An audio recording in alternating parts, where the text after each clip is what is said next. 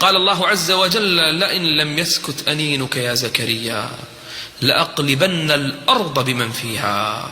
زكريا عليه السلام نبي من أنبياء الله عز وجل، بعثه الله عز وجل في بني إسرائيل، وكان عقيما لم يولد له ولد.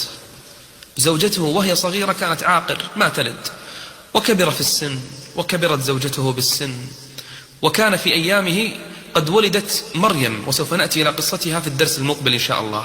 ولدت مريم العذراء عليها السلام، ولدت فكفلها زكريا، وقع السهم على زكريا فكفلها، تكفل بها، وكان تكفل بها، يضعها في المسجد تخدم بيت الله بيت المقدس، ويدخل عليها بالطعام. كلما أراد أن يأتيها بالطعام وجد عندها طعام الصيف بالشتاء والشتاء بالصيف.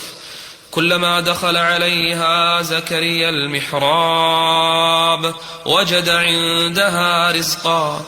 قال: يا مريم أنى لك هذا؟ قالت: هو من عند الله، إن الله يرزق من يشاء بغير حساب. هنا علم زكريا وهو يعلم من قبل أن الله عز وجل يرزق من يشاء بغير حساب، اشتهى زكريا الولد، أحب أن يرزقه الله عز وجل الولد، وكان قد بلغ من الكبر عتيا، اشتعل رأسه شيبا، وكبرت زوجته، ومع هذا اشتهى الولد، أن يخلفه في النبوة، أن يخلفه في الحكم والنبوة.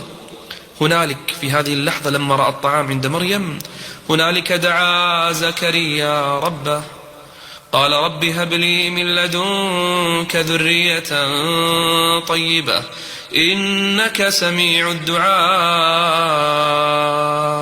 نادى ربه جل وعلا نداء بينه وبين الله، إذ نادى ربه نداء خفيا، قال: رب إني وهن العظم مني، دق العظم ورق العظم وكبر السن واشتعل الرأس شيبا، ولم أكن بدعائك رب شقيا، وإني خفت الموالي من ورائي وكانت امرأتي عاقرا، فهب لي من لدنك وليا يرثني ويرث من آل يعقوب. تجعل فيه النبوة. الورث ليس ورث المال، الأنبياء ما ترث ولا تورث، بل ورث النبوة من آل يعقوب، واجعله ربي رضيا. وهو قائم يصلي ويدعو ربه، نادته الملائكة: يا زكريا يا زكريا. هو في المحراب يصلي، ماذا؟ ما الخبر؟ ما الذي حدث؟ فقالت الملائكة: إن الله يبشرك بيحيى مصدقا بكلمة من الله وسيدا وحصورا ونبيا من الصالحين.